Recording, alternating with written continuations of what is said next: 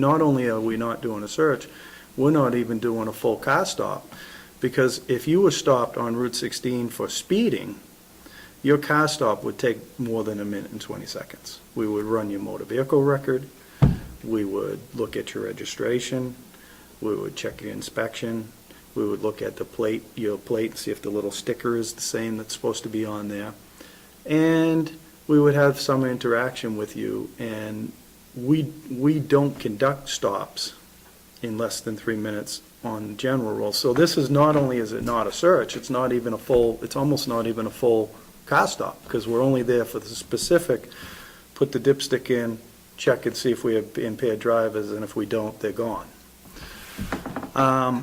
So New Hampshire makes you go to the Superior Court with a fairly extensive packet, and this is this year's application, which is quite a bit of work, and frankly, you know, it's pretty scrutinized as to what you do it. Now, how did this come about? Well, the reason that field sobriety checkpoints are legal in New Hampshire is because the people, the legislature, wanted them. And they went, and the people got together through their elective process and set out guidelines to establish checkpoints because they thought they would be useful in law enforcement to protect other people on the road. So if you don't like field sobriety checkpoints, you don't, what it is you don't like the law and the people of New Hampshire having the right to write themselves a law that you don't like. And many times people don't like all the laws. You know, many times people don't think there should be one law or another.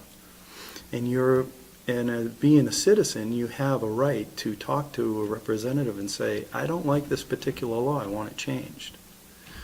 But is the law, did it come about reasonably through the legislative process?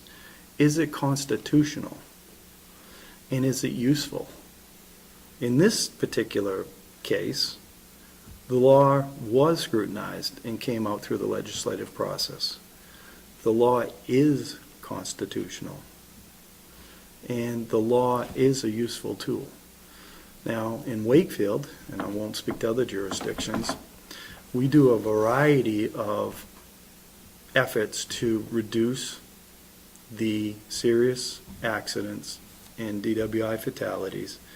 And all of these things that we do are geared towards what we consider keeping the road safer, which is our responsibility and the citizens' responsibility. Some of the things that we've done is, first of all, we reconstructed Route 16 because it needed changing. That went a long way into reducing fatalities, and we did that through cooperation of, you know, the state and the town. On the enforcement end, we do regular enforcement because you have a police department, and then in addition to that, we do grants for DWI patrol specifically, which means we'll take the officer away from answering calls, that he goes out onto DWI patrol. He won't have to answer the domestic call or the you know, whatever, the broken into car call. He's specifically going to stay out on DWI patrol, and they work those on a grant process of an overtime. We do safe commuter patrols, which is an area where people feel that aggressive drivers drive to work and aggressive drivers drive home from work, so we target commuter times, and we have a grant for that, and we do commuter patrols for that. We do speed patrols, which is specifically geared towards setting up a time when we run in conjunction with other towns that we keep all of Route 16, try to reduce the overall speed of Route 16, and basically do those, again, overtime patrols. And the other piece of the, you know, with respect to DWI, the other piece of the puzzle that we do is we do once a year, and I could probably justify that at least once a year is reasonable in this community. But once a year, currently, we're doing a checkpoint for 6 hours. And during that checkpoint, it does a couple of things. First of all, it's not a secret checkpoint. I don't know if you guys noticed, but this has been very public. I don't know how much you've been following it, but it's been very public. And it's public on purpose. Not public because we got caught, public on purpose. So all that publicity that there's going to be a DWI checkpoint acts as a deterrent for people driving DWI. And it's been shown that that is a deterrent. So if summertime is one of our times where DWI increases and people do drink and they do party in the summertime and they do get out on the weekends and have some alcoholic beverages, if that increases during the summertime, and sometime during the summertime we have publicity saying, hey, be careful, it's possible there could be a DWI checkpoint coming soon to your neighborhood, and it makes that one person decide not to drive after he's been drinking. Just one person would be a success story. But it's far more than one person. It has a pretty good deterrent level. People take notice and they do curb their behavior. The next thing that happens is we advertise that we're going to have it. So people know we're going to have it. The next thing that happens, even if they didn't read the paper and they didn't pay attention to what's going on, when they get on the road, we tell them ahead of time, DWI checkpoint ahead, slow down. And they have an opportunity to say, do I want to go where I'm going, or would I rather turn around or go a different direction? And the signs are situated in a way that if they choose not to go through the DWI checkpoint, they don't have to. Most people don't view it as a major infringement on their rights, and most people just drive up the road and say, well, I'll take my shot. If I get stopped, I get stopped. I'm not drinking anyways, and if I don't get stopped, I drive through. So most people are actually happy that we're doing these, and actually most people want us to do more of these. The vast majority of the people that I talk to say, why don't you run more of these? And I say to them, you don't even know what it takes me to run one of these, never mind asking me to run more of these. And that's accurate, that's true. Most law-abiding citizens want, and not to say that anyone here who values their rights is not law-abiding, I'm not suggesting that.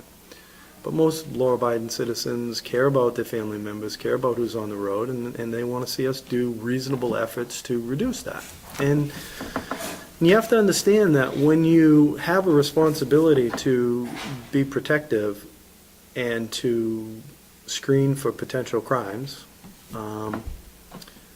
is there a commitment from the community? Does the community give up something in the effort for public safety? And my answer is yes. You give up freedoms for public safety. You're not 100% free. 100% free means that you can walk with a gun and go board a plane. That's 100% free. But most people realize that in order to fly safely, that there are some reasonable restrictions to freedom in order to keep people safe. So is this reasonable at this point once a year to do a checkpoint, to stop some vehicles, see how we're doing with the enforcement effort, see what the percentage of people that are drinking are, even after we advertised them that we were going to be doing it, even after we put signs out that we were going to do it, see what the percentages are, and then base next year's enforcement actions somewhat on the numbers that we got, and to have a better enforcement plan that works, utilizing the time and the money and the resources in the best way possible, so that for a reasonable expense, or a reasonable curtail of freedom, and a reasonable usage of available manpower, that we can try to reduce as best possible we can DWI. That's what we're doing. Chief, I know that you're doing your very best to try to keep drunk drivers off the road. You've made a number of points, and I'd like to ask you just a couple more questions, if I may. Sure. First of all, you talked about the significant process that you have to go through to get the permission to have this from the Superior Court. And my understanding is one of the criteria is that you need to, or the state needs to prove that there is no less intrusive means to obtain your goal. Now, you said at the last Stratford County delegation meeting that at the last checkpoint, at the actual checkpoint, there was 0 DWI arrests.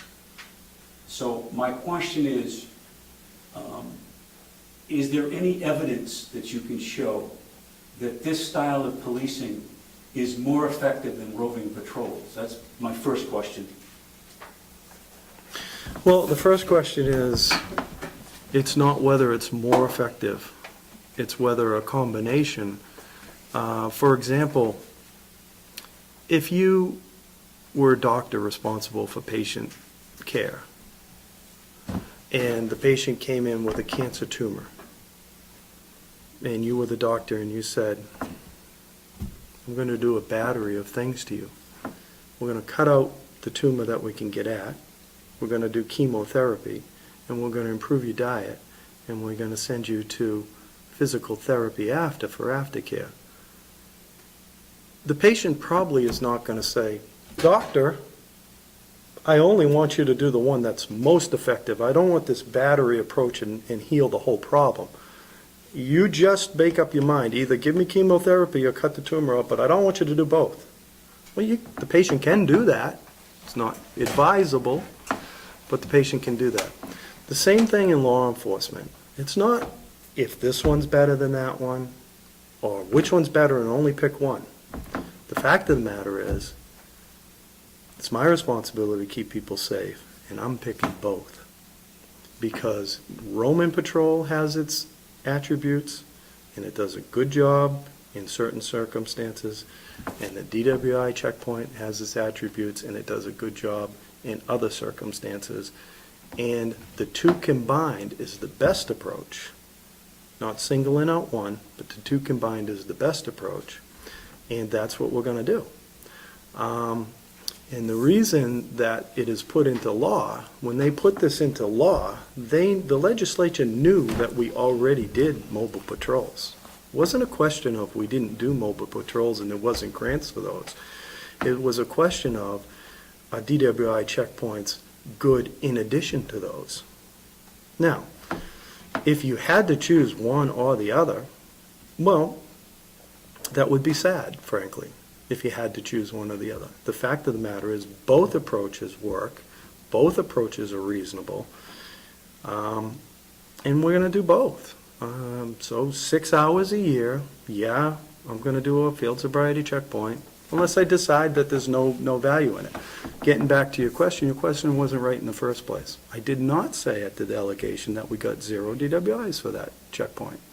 And what you're doing is you're also eliminating the other actions we took, which are significant in this cause. So let me go over the stats that we did have from last year, just to clarify it. Last year, the total in the field sobriety checkpoint consists of two things. It consists of the checkpoint that the officers are standing outside their cars on shoe leather, and they have a card next to them. And it also consists of officers sitting inside a car and riding in the car. It's a joint effort. And so you can't pick and choose, well, just give me the numbers on the people driving, or just give me the numbers on the people standing. And if I don't like that numbers, just give me the numbers on the southbound people standing. Because maybe that, like that, it's the whole project. So the whole project, and we broke it down, was that in the standing offices on shoe leather, they had 284 stops.